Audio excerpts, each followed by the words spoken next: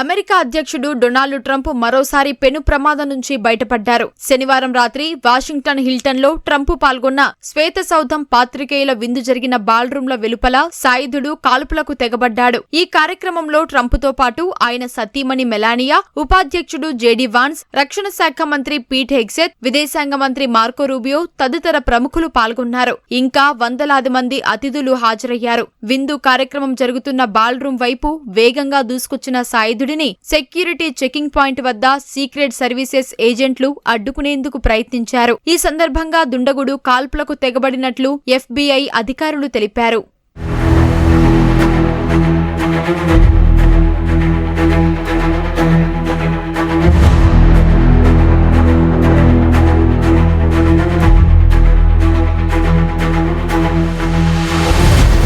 దుండగుడి దుశ్చర్యతో అప్రమత్తమైన secret service ఏజెంట్లతో పాటు ఇతర విభాగాల భద్రతా సిబ్బంది ట్రంప్ తో పాటు ఇతర ప్రముఖులు, అతిథులు ఉన్న బాల్రూమ్ ను తమ ఆధీనంలోకి తీసుకున్నారు. ట్రంప్నకు రక్షణ వలయంగా ఏర్పడ్డారు.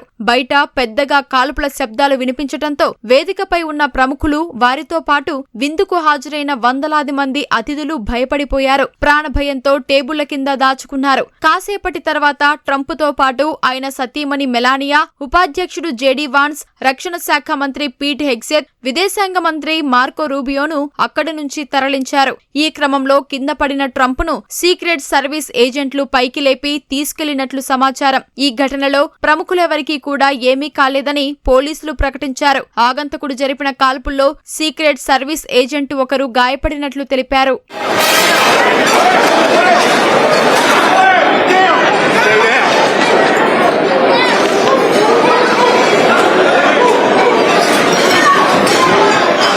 శ్వేత సౌధం పాత్రికేయుల విందులో జరిగిన కాల్పుల ఘటనపై అమెరికా అధ్యక్షుడు డొనాల్డ్ ట్రంప్ స్పందించారు. సీక్రెట్ సర్వీసు ఏజెంట్లు, ఇతర విభాగాల భద్రతాధికారులు అద్భుతంగా పనిచేశారని ప్రశంసించారు. క్షణాల్లోనే ఎంతో వేగంగా, ధైర్యంగా స్పందించినట్లు కొనియాడారు. ఆగంతకుడి వద్ద శక్తివంతమైన అనేక ఆయుధాలు ఉన్నట్లు ట్రంప్ చెప్పారు. దుండగుడి కాల్పుల్లో సీక్రెట్ సర్వీస్ ఏజెంట్ ఒకరు గాయపడినట్లు తెలిపారు. అతనికి ప్రాణాపాయం లేదని చెప్పారు.